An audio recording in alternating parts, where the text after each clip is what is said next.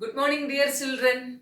Let me continue the lesson motion. Okay, last class we have discussed about the graphical representation of motion, where we have learned about the distance time graph and velocity time graph. Okay, and today's class we are going to study about the equations of motion by graphical method. Equations of motion by graphical method. Okay, suppose if an object moves along a straight line with a uniform acceleration, then we can relate its velocity. Okay, if an object moves along a straight line with a uniform acceleration, then we can relate its velocity, acceleration and distance traveled during that time by a set of three equations. Okay, and these are known as equations of motion. Okay, if an object moves along a straight line with uniform acceleration, then we can relate its velocity, acceleration and distance traveled and the time interval by a set of three equations are known as equations of motion. So we have three equations of motion, and the first is V equal to U plus AT. Okay, the first relation is V equal to U plus AT, and the second is S equal to UT plus half AT square. Okay, S equal to UT plus half AT square, and the third is 2AS equal B square minus U square. Okay, 2AS equal to B square minus U square. These are the three equations of motion. Okay, what are the three equations of motion? V equal to U plus AT, then S equal to UT plus half AT square, then 2AS equal to B square minus U square. These are the three equations of motion. Okay, among these, the first relation is known as velocity time relation. Okay, velocity time relation. Okay, which is the velocity time relation? V equal to U plus AT, and the second is the position time relation. Okay, position time relation is S equal to UT plus half AT square. Then the last is position velocity relation. Okay, position velocity relation, that is 2AS equal to B square minus U square. Okay, these are the three equations of motion. The velocity time relation is V equal to U plus AT. Then the position time relation is S equal to UT plus half AT square.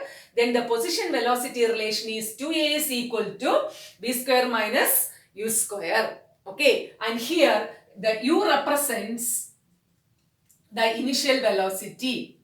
Okay, U represents the initial velocity and V represents the final velocity. U represents the initial velocity and V represents the final velocity. Then A, that is the acceleration. A is the acceleration and T is the time interval. And S, that represents the distance traveled. Okay, S represents the distance traveled. Okay, U represents the initial velocity, B then final velocity, A then acceleration, T time interval, and S represents the distance traveled. Okay, then what are the three equations of motion? V equal to U plus AT, then S equal to UT plus half AT square, then 2AS equal to B square minus U square. These are the three equations of motion. Okay, then next we can derive these equations of motion by velocity time graph. Using velocity time graph, we can derive the three equations of motion. Okay. Okay, the three equations of motion that can be derived by using the velocity time graph. Actually, here the graph AB that represents the velocity time graph for uniform acceleration. Here the graph AB that represents the velocity time graph for uniform acceleration. Using this graph, we can derive the three equations of motion. Okay, for that from the graph we can write here OA. OA represents the initial velocity U. Okay, here we are assuming that the object has some initial velocity. That is why the graph starts from the point A. Suppose the initial velocity of the object is 0, it should start from the origin O. Okay, and here we are assuming that the object has some initial velocity that is represented by the portion OA. So we can write OA is equal to, which is equal to CD, that is equal to U, the initial velocity. Okay, OA is equal to CD, which is equal to U, the initial velocity. And next, the final velocity V, that is represented by the portion OE. Okay, OE represents the final velocity V. Actually, that is equal to CB, or we can write BC. Okay, so we can write OE is equal to BC, that is equal to V, the final velocity. And the time interval is represented by the portion OC. Okay, so we can write OC is equal to AD, which is equal to time T. Okay, that is from the graph we can write OA, that is equal to CD, which is equal to U, the initial velocity. Then OE is equal to BC, which is equal to V, the final velocity. Also OC, that is equal to AD, that is equal to the time interval T. Okay, the next, how we can derive the first relation, that is the velocity time relation, by using this graph. Okay, next we are going to derive the first relation, that is V equal to U plus AT, that is the velocity time relation, by using this graph.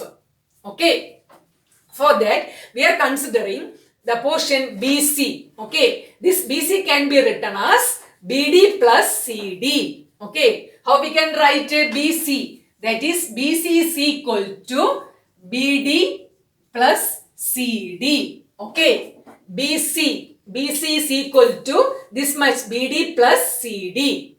But you know the value of BC. What about BC? BC represents the final velocity V. So BC is equal to V, which is equal to BD plus CD. Actually, what is CD? CD represents what? CD represents the initial velocity U. Okay, so we got B is equal to BD plus U. From this, we can write BD as V minus U.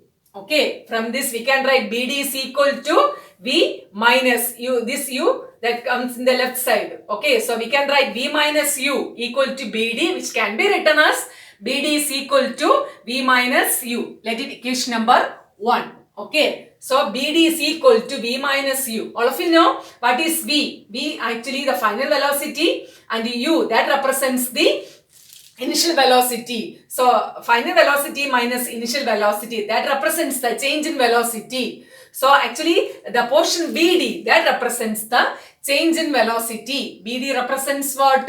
The change in velocity. Okay. Then next, all of you know what is acceleration A. You know, acceleration A is equal to change in velocity divided by time. Okay, acceleration A is equal to change in velocity divided by time. So we can write A is equal to, you know, the portion that represents the change in velocity, the portion BD. BD represents the change in velocity. So we can write BD divided by the time interval is represented by the portion actually OC, or we can write AD.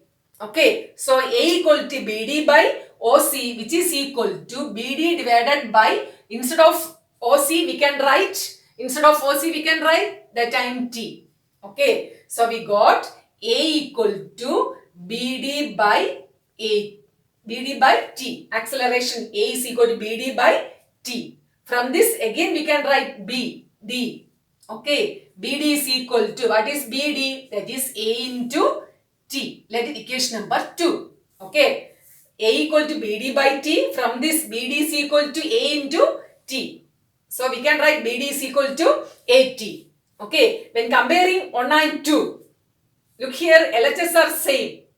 Both are BD. So we have the RHS must be same. Okay, so from 1 and 2, we can write V minus U is equal to AT. From 1 and 2 we can write V minus U equal to AT. From this we can write V is equal to U plus AT. This minus U will go on the right side. So it become plus u. So we can write b is equal to u plus at. That is the first relation. b is equal to u plus at. Okay. And here we can write BC, the total portion. This BC can be written as BD plus CD. Okay, BC is equal to BD plus CD. And here BC represents the final velocity V. So V is equal to BD plus CD represents the initial velocity U. So we can write V equal to BD plus U. From this, BD can be written as V minus U. Let it equation number 1. Okay, then you know acceleration A is equal to change in velocity by time. Acceleration A equal to change in velocity by time. So A can be written as change in velocity is represented by the portion BD. So BD divided by time is represented by the portion OC. So A equal to BD by OC. Okay, that is equal to BD divided by, instead of OC we can write time T. So T here. So AD is equal to BD by T. From this, BD can be written as A into T. Okay, when we compare equations 1 and 2, the LHS are same, the RHS must be also same. Okay, so we can write from 1 and 2, V minus U equal to AT. So from this, V is equal to U plus AT. V equal to U plus AT. Thus we got the first relation, V is equal to U plus AT. Okay, so we derived the first relation, that is the velocity time relation, V is equal to U plus AT. The next we are going to derive the second relation, that is the position time relation, is equal to UT plus half AT square. Okay, for that we are considering that the object travels through a distance S. Okay, the object travel a distance of S during the time T under uniform acceleration A. Okay, so we have to calculate the distance travelled under uniform acceleration A. You know how we can calculate the distance travelled using the velocity time graph. Okay, that we already learned how we can calculate the distance travelled by an object using velocity time graph. Actually, the distance travelled is equal to the area under the velocity time graph. Okay, that is equal to the distance travelled. Here the area under OA BC, that represents the area under the velocity time graph. Okay, OA BC, that represents the area under the velocity time graph. Okay, so we can write the distance travelled is equal to, distance travelled S is equal to area under velocity time graph. Okay, that is area OABC. Okay, area OABC represents the area under the velocity time graph. Actually, that is equal to the distance travelled. Okay, and here the area OABC, that actually contains a rectangle and a triangle. Okay, the area under velocity time graph includes a rectangle and a triangle. So the distance travelled is equal to area of rectangle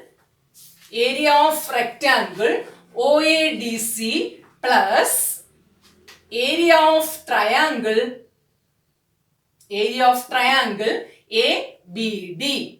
Okay, the distance travelled is equal to the area of the rectangle OADC plus area of the triangle ABD. Okay, you know the area of rectangle, actually it is OA into OC. Okay, area of the rectangle is equal to OA into OC plus area of the triangle ADB. Actually, it is a right angle triangle. You know the equation for calculating the area of right angle triangle. Actually, it is half BH, half base into height, half BH.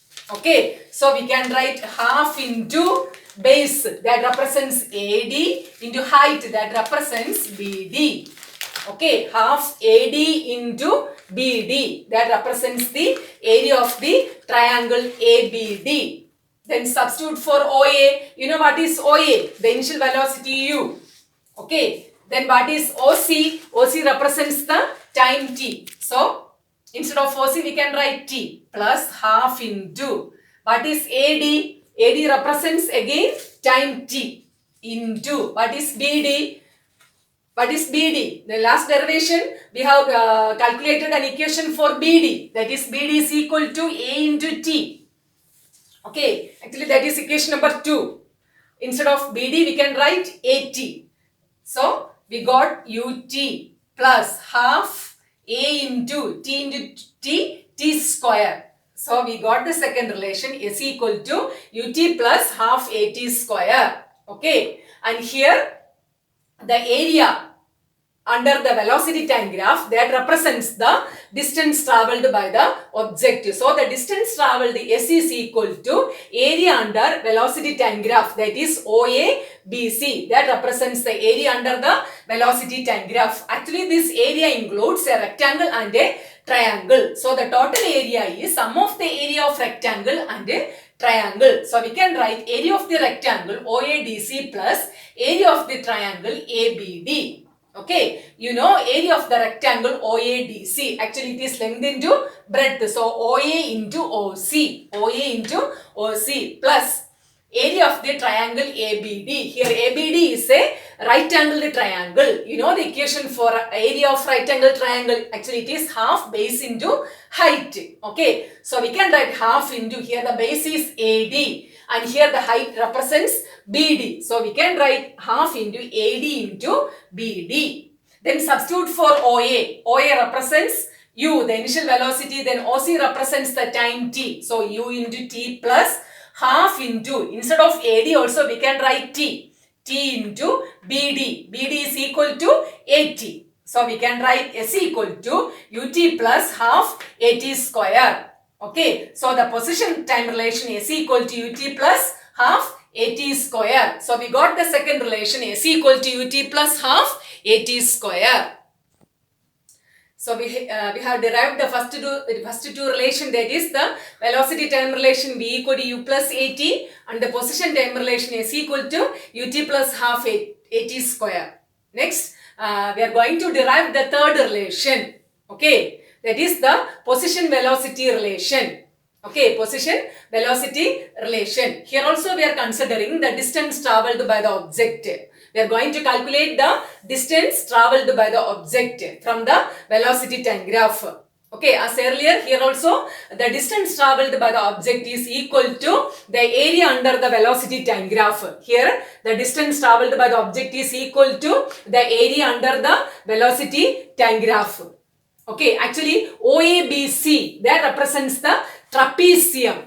Okay, you know about trapezium. I think I drew separately this trapezium. Okay, that is OABC, that represents the trapezium. Actually this is the area under this velocity time graph. Okay, so the area of the trapezium, that is equal to the distance travelled. Area of the trapezium, that is equal to the distance travelled. Okay, so first we have to calculate what is the area of trapezium. Okay, so the distance travelled is equal to area of trapezium. Okay. Okay, last derivation we are separately calculated the area of rectangle and then triangle. After that we took the sum there. Okay, and here in this derivation we totally consider the area of the trapezium. Okay, so the distance travelled, the S is equal to area of the trapezium. You know how to calculate the area of trapezium? Actually, the area of the trapezium is equal to the sum of opposite sides. Here the opposite sides are OA and BC. Okay, opposite sides are OA and BC. So the sum of opposite sides, that is OA plus BC. Sum of opposite sides divided by 2. That is OA plus BC by 2 into distance between these two sides. Okay, these two sides here the distance is this much distance, that is OC. OC represents the distance between the sides. Okay, then what is the area of trapezium? The sum of opposite sides divided by 2. Here the sum of opposite sides means OA plus BC divided by 2 into the distance between the sides. Here OC represents the distance between the sides. Okay, then we can substitute for OA. You know what is OA? The initial velocity u plus what is BC? Final velocity v divided by 2. Then what is OC? OC represents the time t. Okay, so u plus v by 2 into time t. Next we have to substitute for t. We have to substitute for t. For that we are considering the first relation, that is v equal to u plus at. v equal to u plus at. From this we can write v minus u equal to at. v minus u equal to at, and again t is equal to v minus u by a. This is the equation for time t. Okay. From the first relation we can write v equal to u plus at. Then v minus u equal to at.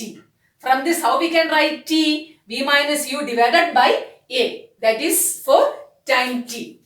So we can write u plus v divided by 2 into, instead of t we can write v minus u by a. Okay. So u plus v divided by 2 into v minus u divided by a. Here this u plus v can be written as v plus u. Okay. So this is in the form of a plus b into a minus b. You know what is a plus b into a minus b? A square minus b square. And here v plus u into v minus u can be written as v plus u into v minus u. That can be written as v square minus u square. So we can write v square minus u square divided by 2a. So we got s equal to v square minus u square divided by 2a. This can be written as cross multiplying 2as is equal to b square minus u square. Okay, 2as is equal to b square minus u square. That is the third relation. That is the position velocity relation. Okay. And to derive the position velocity relation, here we are considering the distance travelled by the object under acceleration a, that is equal to the area under the velocity time graph. Here the area under the velocity time graph represents the area of the trapezium itself. Okay, OABC, that is actually a trapezium. So we have to calculate the area of the trapezium. So distance travelled AC is equal to area of trapezium. You know what is the area of trapezium? How we can calculate the area of trapezium? It is sum of opposite sides. So sum of opposite sides means OA plus BC divided by 2. Sum of opposite sides divided by 2 into distance between the sides. Okay, sum of opposite sides divided by 2 into distance between the sides. So we can write sum of opposite sides. Okay, sum of opposite sides means OA plus BC divided by 2 into distance between the sides is OC. So we can write OA plus BC divided by 2 into OC. Okay, then substitute for OA. OA is the initial velocity u. So u plus BC represents the final velocity v divided by 2 into OC represents the time t. Next, we have to substitute for time t. For that, we are considering the first relation, that is v equal to u plus at. From this, we can write v minus u equal to at. Again, t equal to what? V minus u divided by a. Okay, so instead of t, we can write v minus u by a. So we have the relation now, u plus v by 2 into v minus u by a. Okay, this u plus v can be written as v plus u. So we got v plus u into v minus u, which is in the form of a plus b into a minus b. You know what is a plus b into a minus b? A square minus b square. So we can write, instead of v plus u into v minus u, we can write v square minus u square. So we got s equal to v square minus u square divided by 2a. Also we can write 2a is equal to v square minus u square. Thus we got the third relation, that is position velocity relation. 2a is equal to v square minus u square. Okay, so using the velocity time graph, we derived the three equations of motion, that is v equal to u plus at, and second relation is equal to ut plus half at square, and the third relation 2a is equal to v square minus u square. Okay, and this is a very very important section. All of you study well. Okay, that is the end of today's class. Thank you, children.